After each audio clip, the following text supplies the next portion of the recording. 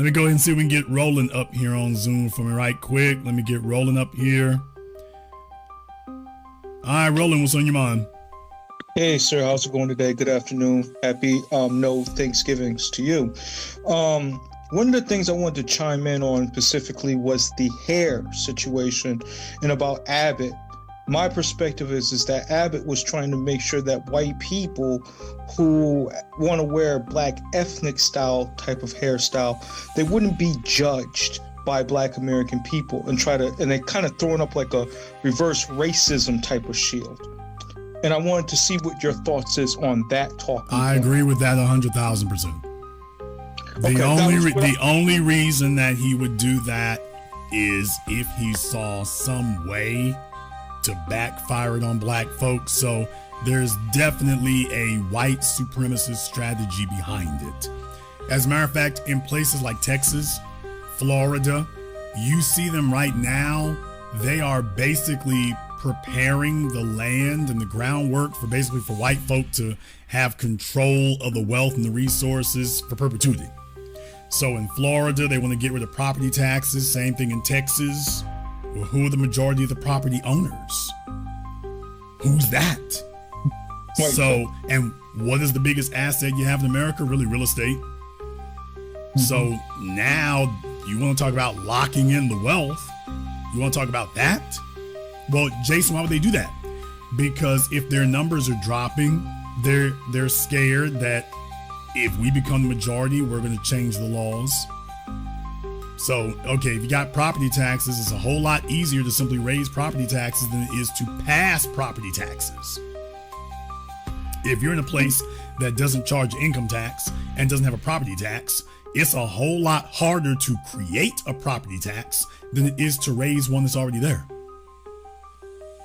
So they're looking at Mamdani up there in New York and whatnot, and their fear is that if the day ever comes that they're not the majority, we'll change the rules and we'll start taxing them and whatnot. And since they would not redistribute the wealth properly, we'll take care of that for you. So they're trying to lock the laws now so that when that day comes, either it won't happen or it'll be a whole lot harder to happen. And all these other ancillary things you see, there's a backhanded strategy to that also. Definitely. Yeah, I want to add into more of that and walk in a little bit further with that. Because in the state of Connecticut, they were, at the time from when I was living out there, they were bigging up, high-fiving, saying, oh, we did things for black people, this, that, and the third. And I told them that the policy didn't make any sense to me because the people were not getting punished, they were not getting fined, and they were not getting jail time. So therefore, it was like any other situations that we have experienced in this country where there is no penalty for racial or ethnic bigotry or racist behavior. And that's where the rubber meets the road. If the laws have no teeth, then it isn't a law, it's symbolic. And they have perfected trying to sell us on headlines. Oh, look at this headline for this act here, this law here. Okay, is there a penalty? Because everything involving us has a penalty. Everything they use against us, there's a penalty there. So either there is no penalty, or if there is a penalty, they tell you they got some excuse for not using it. But when it comes to us particularly, yes, the rubber meets the road where are there any penalties for doing this? Because everything they do for us is a felony. Mm-hmm. And that was some of the problems that I had with them even selling that type of policy to our people. The other thing is that when I'm on LinkedIn, the $5 Indians are, when I see these policies such as the hair care, and I'll mute up after this. The craziest thing about it is that on LinkedIn, they were talking about the natural hair, but they were talking about it from the perspective of keeping tribal traditional hair for the $5 Indians, that they could wear it however they want to. But they did not pay any regards to the Black American folks who actually pushed that policy.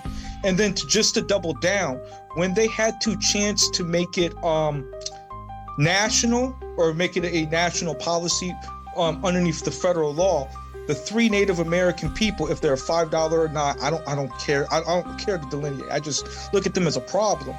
All three of them voted no against that policy. So when it was confined to their little reservation, they were cool. But when it came outside the confines of the reservation, they gave it a thumb down. They squatted up with the Caucasians. Yes. Which is natural because that's them anyway. Yeah, so I just want to just highlight those three factors specifically about the Hair Act, because you kind of brought that up, and those are the things that I think as a community we overlook, and we need to take notes to the people who are adversarial. They'll grift and benefit off our policies, but when it comes to be advantageous to uplift us as a people and adversaries, we need to take notes and get those people removed out of politics. Salute to you. Happy No Thanksgiving, and thank you for allowing me to speak on this matter. Thank you for giving us a call tonight.